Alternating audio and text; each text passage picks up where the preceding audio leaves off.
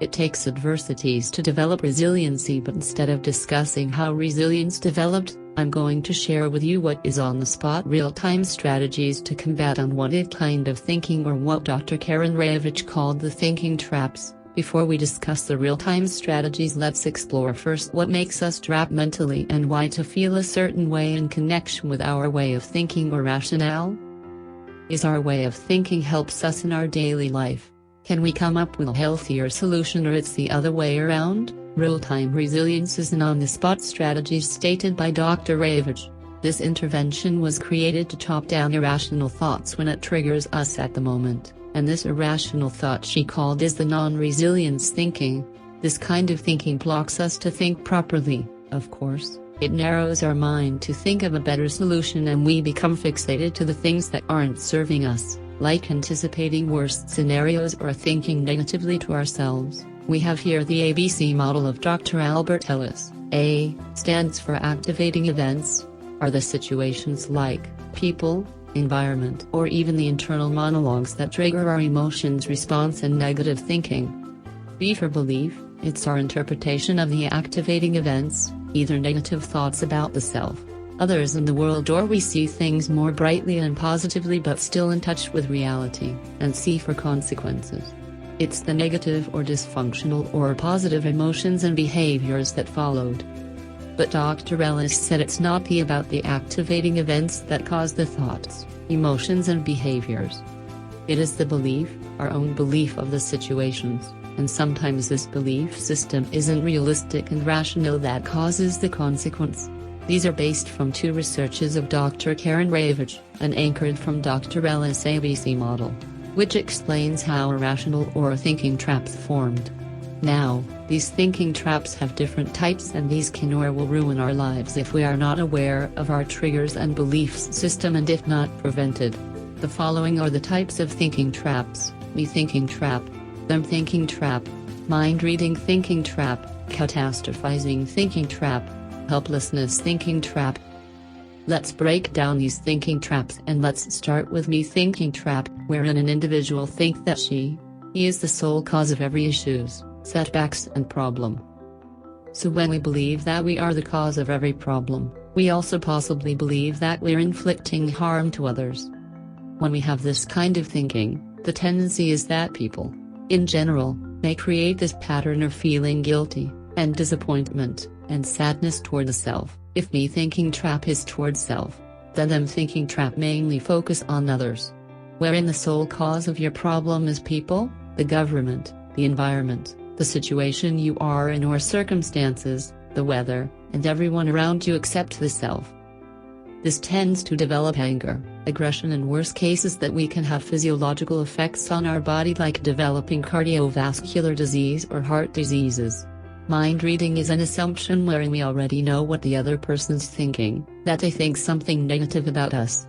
And also we expect that they already know what we think about them or in the situation, since we already believe what exactly in their mind.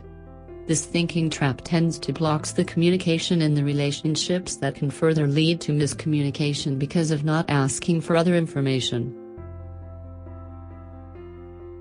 Catastrophizing is a mental state wherein we ruminate a situation again and again that leads to wasting our mental energy. Rumination means thinking of the worst outcome inside our head, and that creates a cycle or pattern of negative thinking for minutes or worst, days, or months, until an individual becomes dysfunctional in some areas of his, her life, like in work, socialization, or relationships, school. This thinking trap tends to assess the threat incorrectly, and when it becomes huge, it becomes uncontrollable and unmanageable to handle by the persons who fall into this thinking trap, and which causes the person to underestimate their ability to cope. The last thinking trap is helplessness, when you believe that every bad situation around you or in the world have a huge impact on your life. It is your own belief that all negative things will stay and it will ruin your life, and you have no control about it. Helplessness occurs when someone falls into this thinking trap because of continuously facing negative circumstances. An individual develops a sense of hopelessness that makes them having these tendencies: demotivation, procrastination, lack the energy to do things or to come up with solutions to problems, withdrawing, giving up, and probably waiting to turn things out, rather than taking action towards solutions. Before I discuss the strategies, I just want to let you know that the real-time resilience strategies are not interventions suitable for everybody's problems, issues, or concerns. If you have difficulties functioning in every area of your life, please don't hesitate to consult or ask for professional help. After learning what are the thinking traps, and maybe we also learned which one of those traps we fall into, now let's figure out what do we do about it. Dr. Karen says, it is important to have self-awareness towards an understanding of our thinking traps under any circumstances, but self-awareness isn't enough. She said we need to challenge ourselves productively. That's why we have here the 3 real-time strategies, which are 1. Evidence, 2. Reframing, and 3. Plan. We are going to use these skills to challenge those counterproductive thoughts on the spot so we can manage the situation with confidence and we can focus on whatever tasks at hand. Let's start with the first strategy, evidence. When you hear your irrational thoughts rattling inside your head, we can use evidence to gather data, facts, or proving these counterproductive thoughts wrong.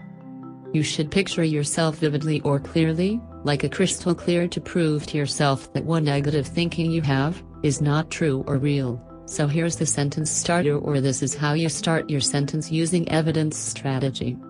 That's not true because, followed by proof why those negative thoughts are wrong. Example. Whenever you feel anxious during exams and you think of different worst scenarios that may arise, you can inject this evidence strategy to counteract those thoughts. That's not true because I study hard for this subject, so make sure that you do your job, you did study or you act or put effort on something, otherwise you are just creating another issue which can cause harm instead of help. Strategy number 2 is reframing. In this strategy, we are going to use optimism as a tool to reframe or to look at another perspective in your particular situation. We can use this reframing strategy by using this sentence starter is. This is, or the better way of seeing this is. Then we are going to fill the rest of the sentence with a more optimistic perspective, but of course, make sure that it's realistic. For example, the better way of seeing this is that this pandemic taught me how to reflect in every area of my life. This slow-paced journey helps me love myself by acknowledging my emotions, bad or good, and use this time to focus on what I want in my life and to spend time with loved ones, as well as to be driven and focused on my goals. Last but not the least, plan. This strategy is mainly effective in catastrophic thinking trap, when our mind starts to convince you that all awful things might happen, which generates worry, and this worries might intensify the real situation, and we are in a state wherein you cannot perform well at your best and you are in a fight or flight response. So if this happens, we can use the third strategy, plan.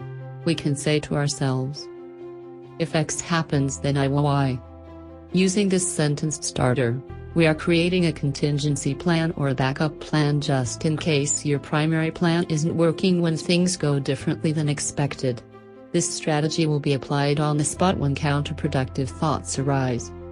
For example, if I can get into my first choice of school, then it is either I will try again next year or try in my second choice of school. After learning the most common thinking traps and the real-time strategies, maybe this time you know which thinking trap you fall into. Let's say you are going to have an interview or report or presentation next week. You don't have to wait for the following week to come to use the 3 techniques. You can start as early as now.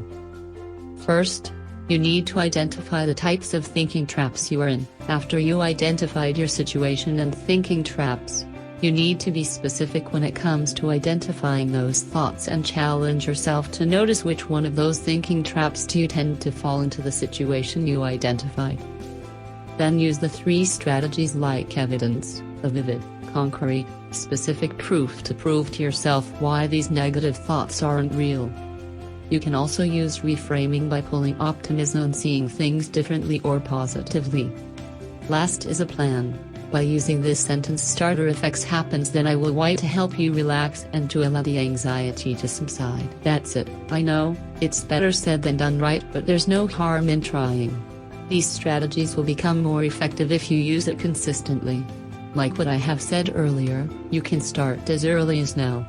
If you like this video, give it a thumbs up and don't forget to subscribe. Thank you so much and stay safe.